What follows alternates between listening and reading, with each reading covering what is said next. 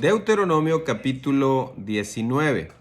En este capítulo Dios le da leyes penales al pueblo de Israel, es decir, cómo se iba a tratar las faltas o delitos que cometieran en el pueblo de Israel. En la primera parte se nos habla de las ciudades de refugio. No voy a ahondar mucho en esto porque en Números capítulo 35, voy a dejar el link en los comentarios, si usted quiere saber más de las ciudades de refugio, ya en Números capítulo 35 hay una explicación de eso y yo tengo un video también de eso, así que ahí voy a dejar el link.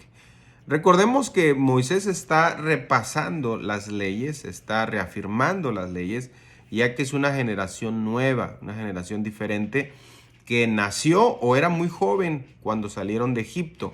Toda la generación anterior murió en el desierto. De los versos 1 al 7 se nos habla de las ciudades de refugio y su propósito. Como ya lo comenté en otro video y en el capítulo de Números 35, las ciudades de refugio eran la protección de una persona que mataba a otra accidentalmente o en defensa propia. Había una práctica del vengador de sangre.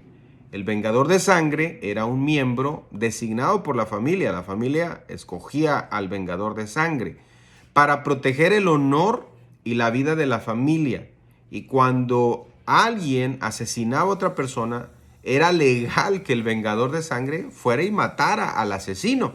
Y nadie podía hacer nada. Pero en este caso, las ciudades de refugio era para aquellos inocentes que por algún accidente habían cometido este delito.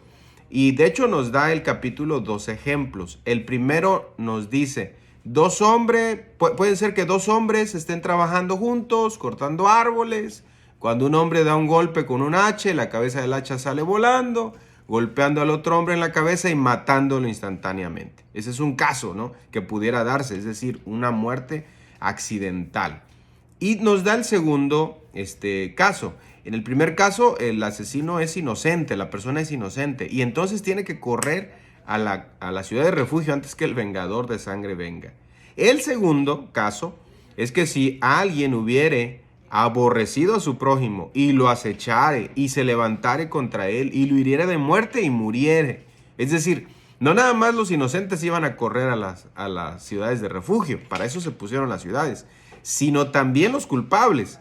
Y en este caso, los ancianos, los jueces iban a disertar, iban a saber qué pasó y entonces si era culpable lo iban a entregar en mano del vengador de la sangre para que lo matara. Y dice el texto, quitarás de Israel la sangre inocente y te irá bien.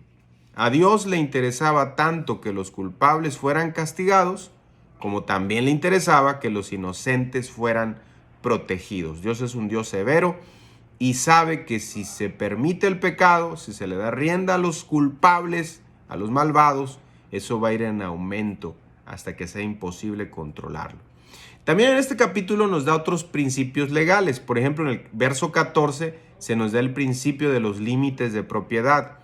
Es decir, ya estaban establecidos los límites. Aquí no podía venir un vecino y decir, bueno, yo con permiso, yo quiero un poco más. No, eso estaba prohibido. Ya aquí ya está el derecho básico de la propiedad privada. Fíjense, ya está en la palabra de Dios. De los versos del 15 al 20 se nos da el principio del verdadero y del falso testimonio. Dice, no se tomará en cuenta a un solo testigo. Es decir, que para una acusación, para establecerse una acusación contra alguien, se necesitaban 2 o 3 testigos. Y dice el texto, cuando se levantare testigo falso contra alguno para testificar contra él, y obviamente fuera descubierto, pues tendría que pagar el mismo castigo que él estaba buscando contra el que estaba acusando. Es decir, si iban a invertir los papeles, ya no iba a ser el acusado, sino el que estaba acusando. Y era importante, como ya dije, que no tan solo hubiera una persona que acusara, ¿no? Hoy en nuestra cultura, lamentablemente, cuando una persona se acerca a hacer un chisme, una difamación, la gente lo cree. Bíblicamente deberíamos pedir 2 o 3 testigos y que estuviesen enfrente de la persona acusada. Eso es lo que la Biblia exige. Si no, puede ser muy probablemente una falsa acusación y un falso testigo.